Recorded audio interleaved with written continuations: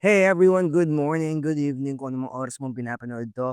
Welcome to Milon Reality and that is also me.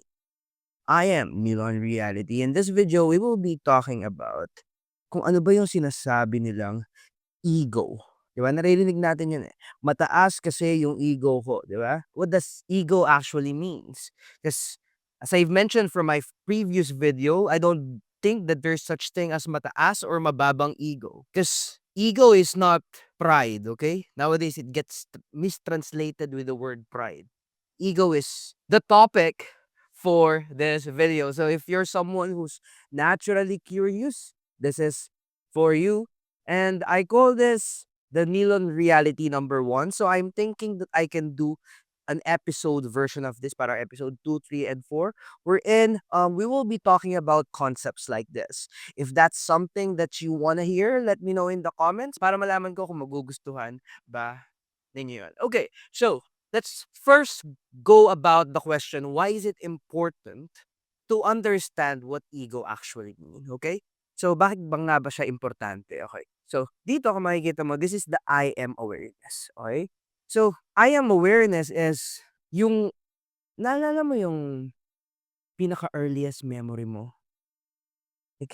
Isipin mo lang, ano yung pinaka-earliest memory mo na nangyari sa'yo? Ano yung pinaka-earliest? Kasi ako, I remember when I was like, kakalipat lang namin sa bahay nun yun yung eksena.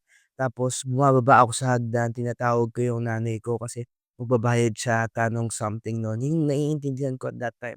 Ito yung earliest memory ko. This is the first, parang ito yung genesis ng sinasabi kong ako. Damn, that's Genesis, no? Genesis na sinasabi kong.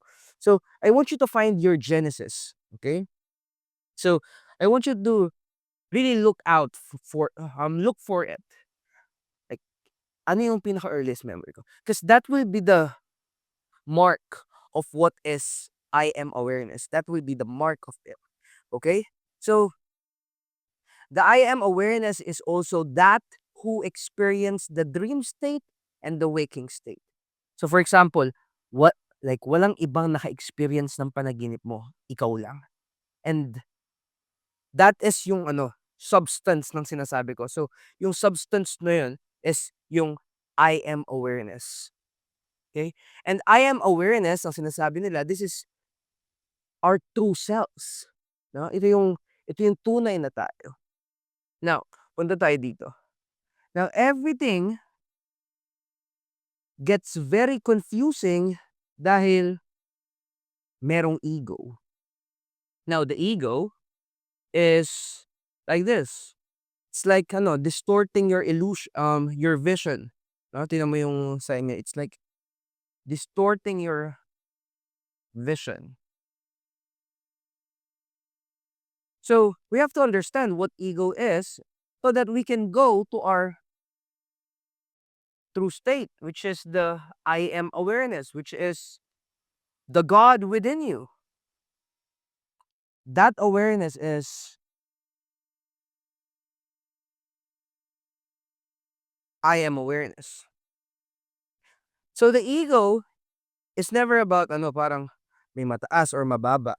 Ego is actually your stories na sinasabi mo sa sarili mo, ano yung mga stories na sinasabi mo. Beliefs, ano yung mga paniniwalang hawak mo ngayon, pwedeng galing sa reliyon, pwedeng galing sa opinion ng magulang mo, pwedeng galing sa past pain, I don't know. And identity, sino yung tao ngayon na yun? Like, or pwede rin tawagin tong self-concept. Okay? So, ito yung nagbi-build up sa ego. Okay? Now, many people are living their life here. And it will be so difficult for them to comprehend what is the world outside here. Kasi nandito sila eh. Sa thinking of ego.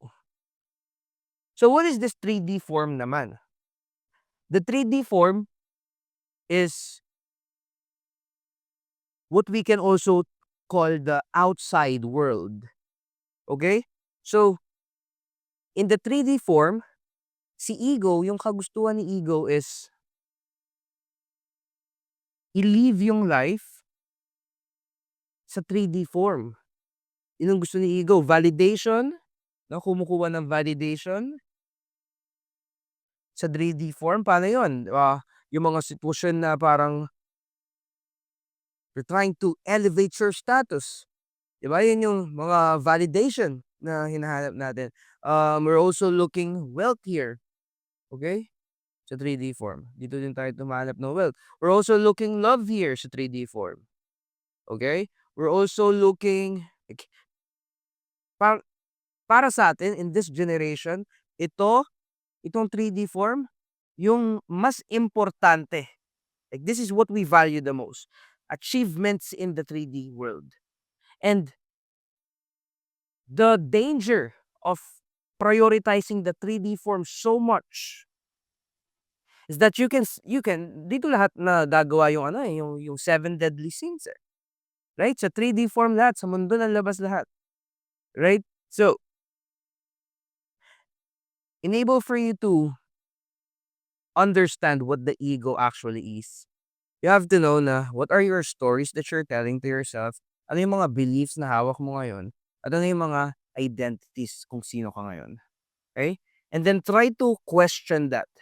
So, there will be a person here that will, na sasabihin niya, okay, how am I sure that all of these three are true? You have to start questioning. Paano ko malalaman na itong tatlo totoo?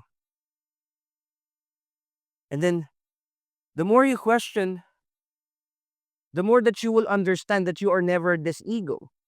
Okay? What I mean is, you are not your name. Okay? Not your name. You are not your beliefs, right?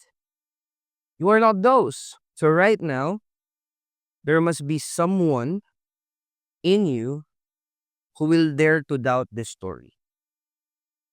And the moment na ma-doubt mo 'tong mga 'to, na what if hindi totoo na may mangyayaring masama? Like, just try to doubt it.